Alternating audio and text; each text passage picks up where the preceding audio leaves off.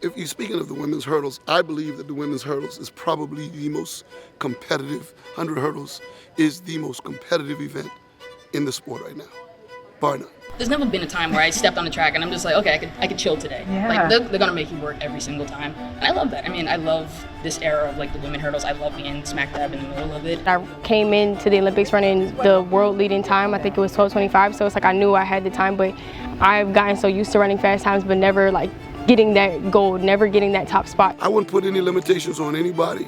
So at the end of the day, I mean, we just got to put the work in. I don't know what they're doing. All I know is what we're doing here. But I pray that the work that we put in, we'll get a 100-fold return, on their investment. But it won't be because we're not ready. It won't be because we didn't prepare properly. You know what I mean? If something goes wrong, it goes wrong on that day. But it surely won't be because we weren't prepared. Last year, I was the favorite coming off of like a world record, and so like all eyes on me. So I feel like it's kind of like that again this year. But it's always going to be a sack field when it comes to the women short hurdles. Yeah. Just bring that speed, bring that intentionality, bring that mindset into like what this year holds. Just building and growing on from what I did last year. I don't want to be the same. I want to be better, but I do want to win again. But the way they push each other, man, the way they push each other and hold each other accountable. I think me and Coach Greene have a really good relationship. I think we kind of understand each other on that level, which I think is important for an athlete-coach relationship. Just trust Coach Greene. I mean, he's been doing it for almost half my lifetime. It's a great preparation environment, and ask me 5 years ago if we would be in this space. No, I wouldn't. I couldn't tell you, but I'm surely grateful that we're in this space now. I've been watching Workout Wednesdays literally for years. And then when I'm like, Devynne broke the world record, I'm the Olympic gold, I'm like, where y'all at?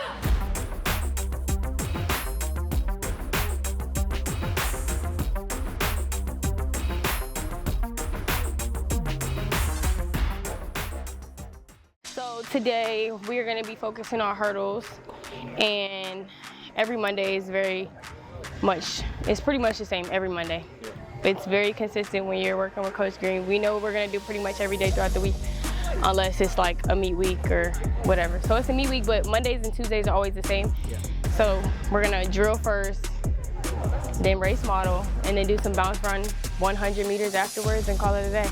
So the race model for us is like going over hurdles at a very like fast, intense speed. And it's like, all right, go all out, like this is a meet. You're going all out here. Yeah, so we'll be like going really, really fast today, kind of implementing what we'll be doing in a race, which is why like for us when we get into like big races, it's not abnormal when we feel somebody like on the side of us, because like me and Devyn, we train like pretty much foot to foot every practice, because it is gonna prepare us for those big races. Big hurdle day of the week before we compete this weekend. So I do everything on the front end so we can get fresh on the back end. If I sit and tell people the amount of volume we do, they would say, oh, that's too much. That's what we do. We train quite different from, I think, the rest of the world. Still very early. Periodization for me, it looks a little different from a lot of people. So, and how people put work to rest ratios, mine looks a little different. If I sit down and talk to someone about it, they'll think I'm crazy. But it works. It works. You know what I mean? We'll get fresh by the end of the weekend and be good. I really like my last rep over the top the best. I was very controlled. I was attacking, I was moving through, so I was very happy with it. The first one I kind of like had like a misstep and I didn't pull the trail on one of them, but I mean, these are just drills. Like our drills are kind of fast, but they're just preparing us for our race model right now. However you want to put it. I'm not saying we're doing something special or we're such and much. No, we just train at a greater volume. So in my mind, when we back off, we have something to back off from. And I believe at that point super compensation occurs. And their bodies start to do things that they didn't even know they were capable of. They might have dreamt about it. But eventually they get into a space where they start to do things like, whoa, that's happening.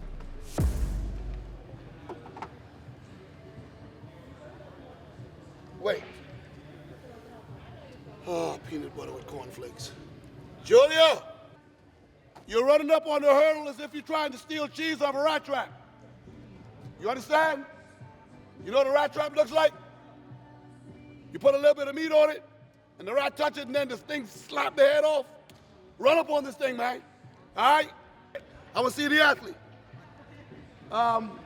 Aggression, child. When I tell you I'm so glad that I don't gotta run anything over a 300, The last quarter, all right? I thank God every day. We used to run 400s in practice, like over hurdles, like 9 hurdles to the line. Like the 400 hurdle race is 10. But Coach Greene would take out 1 hurdle and be like, run to the line. Like at that point, you should have just put the last hurdle. Race pace. 2 times. I used to be leaving practice, eyes red, It used to be blurry. blurry, couldn't even walk straight. Ooh. Y'all ready? Let's go. Let's do acceleration, mama. To all my 400, They gonna see y'all. to all my 400 and up, 400 hurdle and up, I commend y'all. Because I don't see how y'all could do it. I had to get good at the 100 hurdles. Because I don't think I would have made it in 400. You know, the goal is just basically to work on their mindset, you know, to let them know that they can still turn over when in a state of fatigue. You know, a lot of athletes have a tendency to, when they feel that state of fatigue coming on, they back off. But just to get them in a mindset where they're not backing off and they're attacking. Because they only got 1 commission in the quarter, and you got to know when to take it. So, you know, so just to get them in a mindset that when they decide, I'm going to commit, they're going to commit and they mean everything, they put everything into it. Do that again. By my watch, by my hand, 2.16. That's getting it. You don't run with the competition. Your goal is to move through them now. Come on.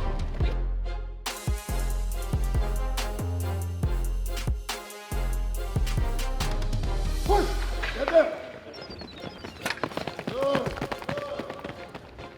The motto of the year is I have to slow down and speed up because I just want to do everything so fast. I want to be so quick, and sometimes like my technique doesn't like deviate a lot, but like the more technically sharp I am, the more efficient I have to be. So, you know, for me, it's not about being fast. I know that I'm fast. It's about like the small things and just being technical and being cautious of those like minor inefficiencies. I wish I had questions like our Kentucky guy. I know. What's your favorite color, Masai? What's your favorite color, Masai? What is my favorite color? Honestly, this is very like a weird. This is a weird answer. It's low key black because it goes with everything. I feel that. But I love every color. Like every color, like in the pastel form, it's very pretty. But black is like. You just bought a home. What color is what's the decor color scheme? In my room, it's black and white. Downstairs, it's like nude, white, gold, hint of black. Guest bedroom is just nude. So, Okay. yeah. It's cute. I like it. Thank you. Push. Get there. Good. That's getting it. And that's over 6. That's over 60 meters. Y'all decide. Y'all decide. Y'all decide. I'm looking at the camera. I ain't gonna say it. Y'all decide. What a lot of people didn't know, for Devynne, she pulled a hamstring 10 days before Paris, and we were nursing that, and she was still able to make the Olympic final. Masai knew was ready from the trials leading into the games. Only she could have stopped herself. You know what I mean? She was ready. I knew that without a doubt. But they're in a space right now, mentally, physically, spiritually, man. They're in a good space. You know, and the sky is the limit for them. I don't put any limitations on them. I just tell them they have to decide. You know, that's what I tell them all the time. Y'all got to decide. You know what I mean? So in other words, who's going to be the first one to the line? You or you? You or her or you? You know, they have to decide. I ain't gonna let you see that one. Yo, let's touch that over 6. That sun is disrespectful. You know? But that's it right there, y'all. We'll do it one more time in 5 minutes, all right? If you need more time, let me know. Okay. It's good just to know that we're where we want to be at this point in the season. Still have a lot of work to do. Still a long season. But yeah, if we could pull that kind of time out in practice, you know, when it's meet day, adrenaline is going, competition is there, it only gets better. I would say like this is as close to as fast as we'll run outside of a meet. So I would say like it's really a full effort outside of the track. So I don't want to say like 100% because it's always going to be different in a meet, but it's as fast as I could probably go right now in practice. Push! There! Come on!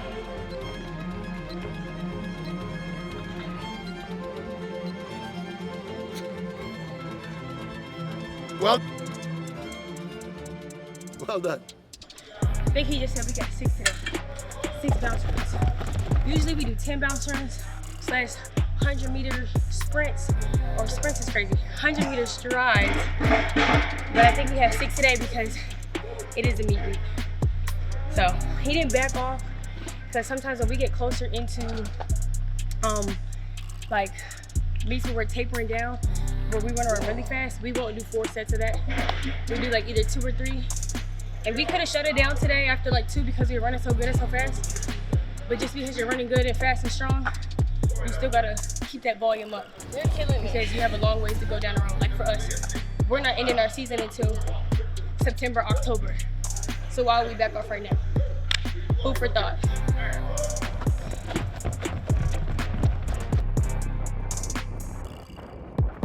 The focus is just to take my time, focus on what I'm doing in practice, hitting it in the meets, just making sure that everything's lining up for what counts. Get ready for Boston, Milrose, and then USA's.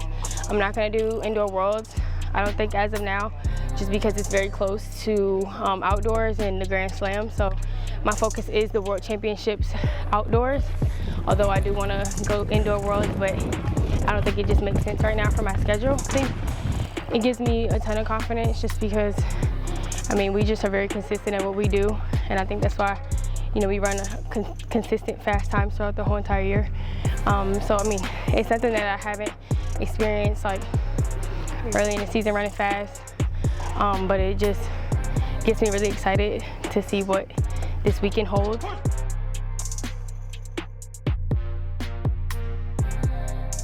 Make sure I check out the series on YouTube of just what I've been doing in life, track, behind the scenes, live, early mornings, late nights, practices, like everything. That's a thumbnail.